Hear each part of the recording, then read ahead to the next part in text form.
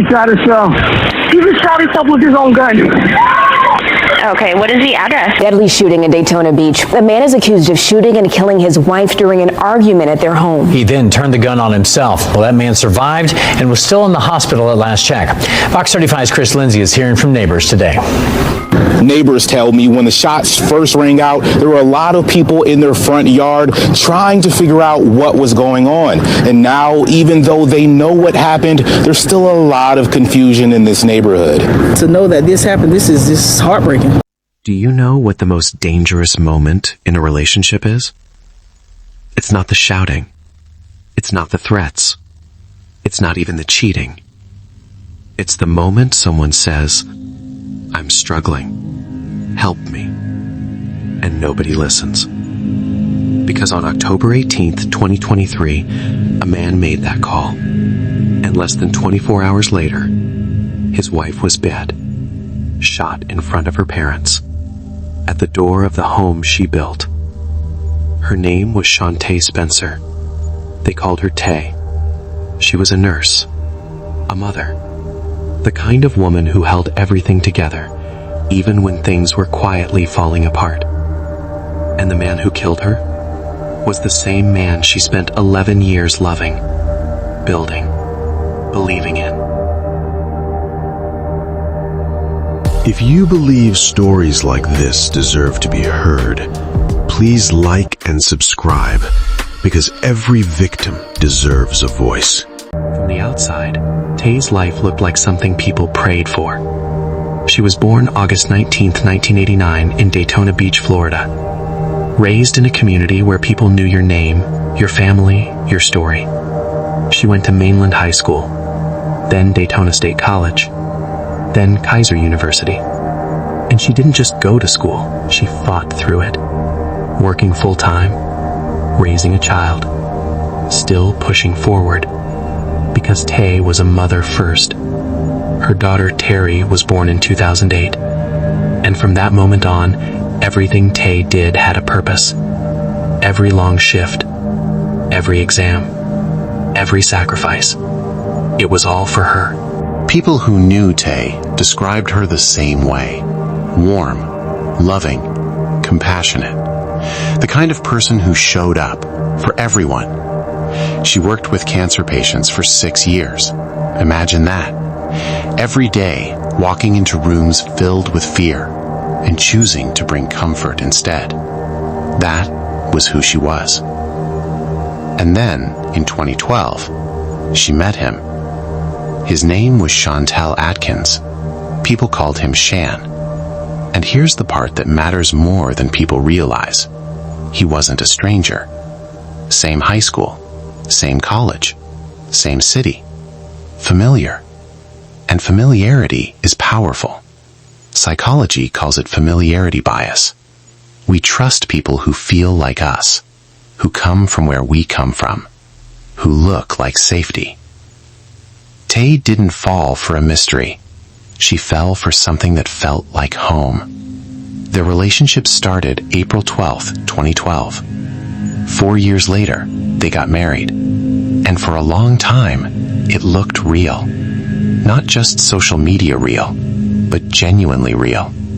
They traveled together. They laughed together. They rode motorcycles together. There's a video from her birthday in 2017. Shan dancing for her, making her laugh. The kind of moment that makes people say, yeah, that's love. Her mother loved him too, called him the best son in the world, said she couldn't love him anymore, even if she gave birth to him herself. And Tay, she believed in him, deeply. Because Shan wasn't perfect. He struggled. Alcohol dependency, emotional instability, periods where he just wasn't okay. But Tay didn't walk away. She stayed. She supported him, encouraged him, helped him rebuild. She even said it publicly. He may not be perfect, but he's perfect for me. Now, pause right there, because this is where the story quietly shifts. There's something people don't talk about enough. What happens when you become someone's fixer? When your love turns into a project? When you're not just a partner, but the reason they're functioning. For years, Tay helped Shan become a better version of himself. He lost weight, went through rehab, started looking healthier. On paper, he was improving. But internally, that's a different story. Because change on the outside doesn't always match change on the inside. And sometimes, when someone finally becomes the version of themselves they were chasing, they don't recognize who they are anymore. By 2023, something was off. You could see it in pictures. Tay smiling, present, alive. Shan, distant, looking past the moment, like his mind was somewhere else. And then came the discovery. Not on his phone, on his Apple Watch. Messages, hidden conversations, evidence of cheating. And this is important. Tay wasn't snooping. She was confirming what she already felt. Because intuition doesn't scream. It whispers, until you finally listen. So she confronted him, but not alone. She did what many people are taught to do. She called her parents, to help calm things down, to mediate, to fix it. Because even in betrayal, she was still trying to save the relationship. October 19th, 2023. Around 6:30 p.m. Her parents arrive. Her father, 51 years old, just celebrated his birthday 9 days earlier. Her mother, the same woman who called Shan her son. They walked into that house thinking they were about to calm an argument. They had no idea. They were walking into the last moments of their daughter's life. The argument escalates, voices rise, emotions spill over, and then something shifts. Shan grabs a rifle. Not a handgun, a rifle. That matters. Because a rifle isn't impulsive, it's deliberate. It creates distance. It turns a moment into something final. Tay starts walking toward the door, her parents behind her. She's leaving, not attacking, not threatening, leaving. And then, a gunshot. Tay collapses near the front door, in front of her parents, in the home she built. And it doesn't stop there. Shan turns the weapon toward them, threatens them. They run. Her father breaks his leg trying to escape. Her mother runs into the street, screaming for help. When officers arrive, Tay is gone. Shan is outside. He shot himself, but not in the head, in the chest, and he survives. Think about that. He ends her life instantly, but his own attempt fails, and now he has to live with what he did. The community was in shock. Neighbors, family, friends, everyone said the same thing. They looked happy. They were in love. We never saw this coming. And that's the most dangerous illusion of all, believing that what you see is the full story. Because behind closed doors, there was a different reality. Addiction, identity struggles, infidelity, emotional instability, and a woman trying to hold it all together. The trial came in June 2025. It lasted 2 days. The jury took 17 minutes. 17! That's how clear the evidence was. Guilty on all counts. Life in prison plus 10 years for the assault on her parents. But the most haunting part of this story didn't come from the courtroom. It came from her sister.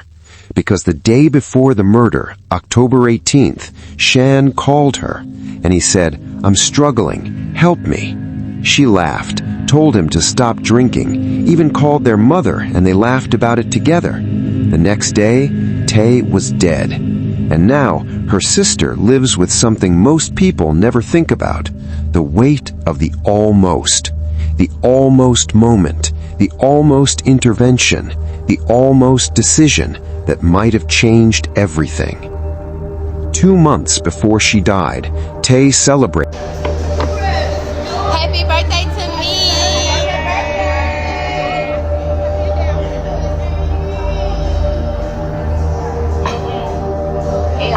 What she called the best birthday weekend of her life, surrounded by love, by family, by the life she built. And now, her daughter, Terry, is growing up without her, left to process something no child should ever have to understand: how the man her mother loved became the man who took her away. So what really happened here? This wasn't just anger. It wasn't just jealousy. It was something deeper. When a person builds their identity around being fixed by someone else, they don't know who they are without that struggle. And when they finally change, lose the weight, get attention, feel different, they can spiral. They seek validation. They create chaos. They destroy stability, because stability feels unfamiliar. And sometimes they destroy the very person who witnessed their broken version. Tay didn't die because she loved wrong. She died because she loved someone who didn't know how to exist without being broken. So if you're watching this and you're trying to fix someone, trying to build them, trying to love them into becoming who you believe they can be, understand this: love is not rehabilitation. You are not a rescue mission, and potential is not a promise. Because sometimes the person you're saving is the same person who will destroy everything you built. If this story made you feel something, you're not alone. But here's the real question: how many warning signs do people ignore just because love makes them harder to see?